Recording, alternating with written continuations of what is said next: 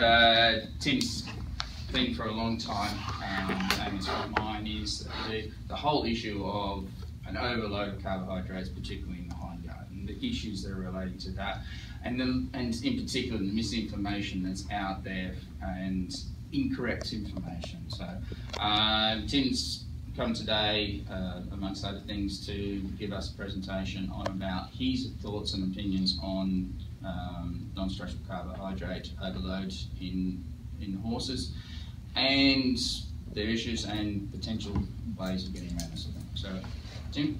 Thanks, mate. Everybody.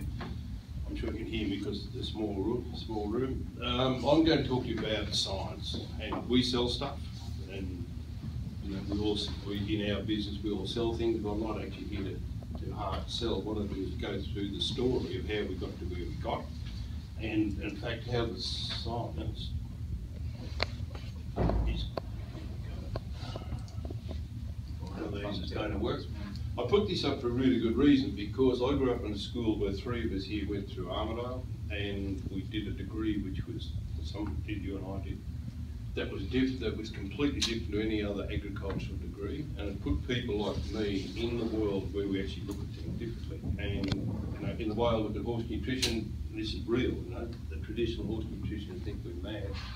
But this particular degree was put together by a vet, Bill McClimate, and I'll just share this with you because this is old age stuff. Back in 1963, he wrote this, and he put together the whole holistic view of genetics and nutrition of plants and animals, and we had to do, I can't remember now, 140 subjects or something, and pass the lot to get through it. It produced people like us that then could look at everything. We've got an environmental engineering division, we deal in all sorts of stuff.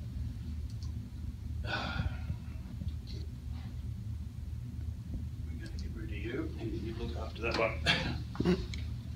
So I then went on and did my rural science degree. I then, you know, did typical me. Ron Lang was working with, doing work on methane, and we had a park full of kangaroos and deer. So we put some kangaroos in a cage with some sheep. They were looking at methane as a way of actually working out the fermentation efficiency in herbivores. That was all going swimmingly until we put the mask on here, nothing. So doing your honours student then and getting no results wasn't always fun. But it turned out kangaroos actually don't produce methane. They're a very unusual herbivore. And so CSIRO, they're doing a lot of work on that to see how we can control methane production in herbivores. So I then went on and did a PhD under Ron Lang, and this was on what we call the protein to energy ratio of nutrients that are absorbed, not what they eat, but what's actually absorbed. And particularly in a ruminant, where you've got this huge big rumen, things go in there, they get modified. The only place the protein is absorbed is in the small intestine.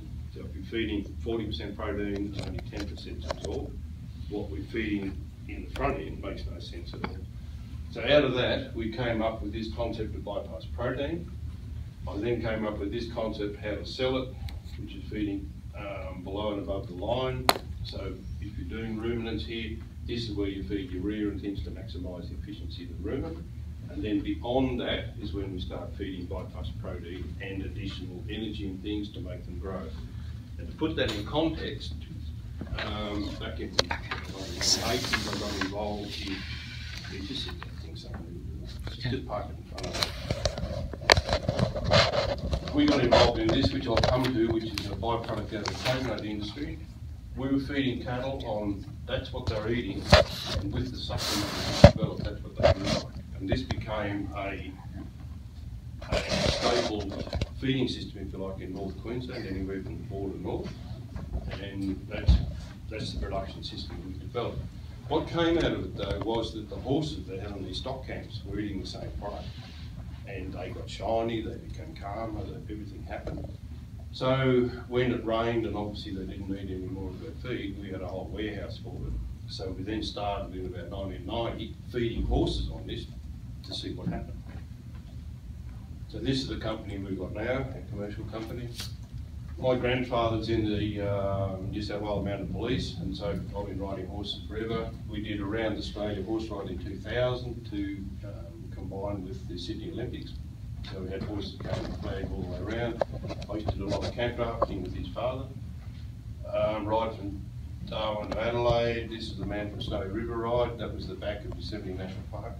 So we've done a lot of it, promote our systems. I just want to go through this to give a background of what we think about with horses. And the big deal is in today's world where we've got them as pleasure horses, we have some that are working but not anywhere near what they used to. They've got to be cool, they have to be controlled, particularly in this sport here. If that horse doesn't do what you want, you go over the top and you're dead. A lot of people get killed in calf trafficking if they don't understand that. They've got to be collected, they have to be competitive, but the big thing is they have to be safe. And there's so many horses today that are out of control because we've got bad riders for a starter who don't understand, they don't know enough. But we've also got horses that are out of control because they've either been badly trained, or the third component of this is that they're fed. So here's the old horse, 60 million years ago. He started a little guy about this big as a dog. This is what he is now, and he's been like that for 3 million years. And 3 million is a long time. But it's only the last 50 years that we're suddenly seeing things in horses that didn't exist before. So I don't think that horse has changed. I think there's something else that's changed. The old modern horses we see, this is where it started, galloping around on plains. We then put them in smaller paddocks or yards, call them what you like. And in some cases, this is where they live, never get out of there. So what they eat then, they're obviously eating grass. They then get in, we're adding some supplement. And then they're locked up and they eat whatever they can get. And what we have to recognise is that that is the stomach in a horse, and it's that big. In a cow, they've got this huge rumen this big, but in a horse it's that big. And as you used the term last night, they're trickle feeders. They have to eat 18 hours a day, otherwise they just can't keep up. So therefore they've got acid secreting in here full time, and they've got bile dripping in there full time. So they don't have a bile gland, they've just got bile dripping in.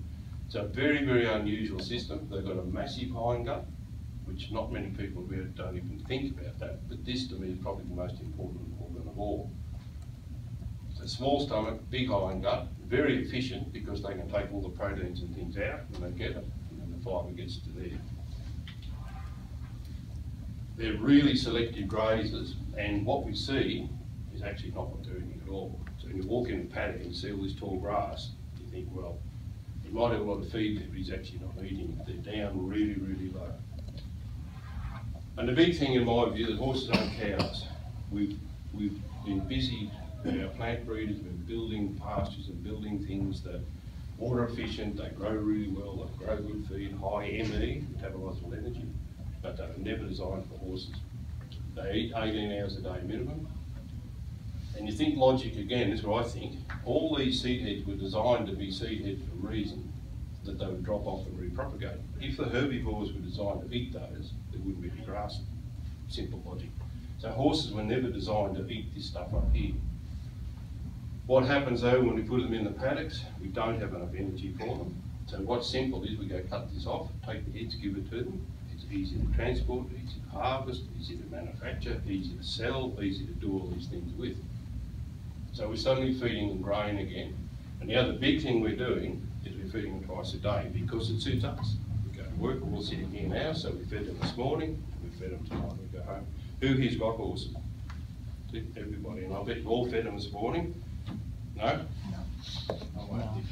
Don't feed them at all. Horses together. But you know, this is what we do because it's convenient to us, and when I show you some of the research that we did, you can see why that's a problem. So I want to take you I'll give a few lectures in human nutrition because to me the parallel is there. When you think about these guys, that they were seasonal fruits that happened say 1 month a year, and our bodies were attuned to taking the maximum amount of storable carbohydrate out of that and storing in our body for times when we had to go chase after rabbits or whatever we did. But it was one of those times, harvest it, store it, and then use it when we didn't have enough energy. So our bodies, there's actually a term for this, steady picture, and these people still exist, but what we did was they actually stored it in certain parts of their bodies. What happened though, is we now got this all year round, and we now got this. Nobody told our bodies to switch off. And when you look at the biochemistry of it, it's really simple that you've got a thing called this fructose, it's sugar obviously, and you've got sugar, it's 50% glucose, 50% fructose. When you look at the biochemistry of this and the role of insulin, that is just forcing the fructose straight into fat. I was stunned when I went back and looked at the biochemistry of it all. I thought, I can't believe that we've missed it. You know, we've got conned in this whole thing about like low-fat diets.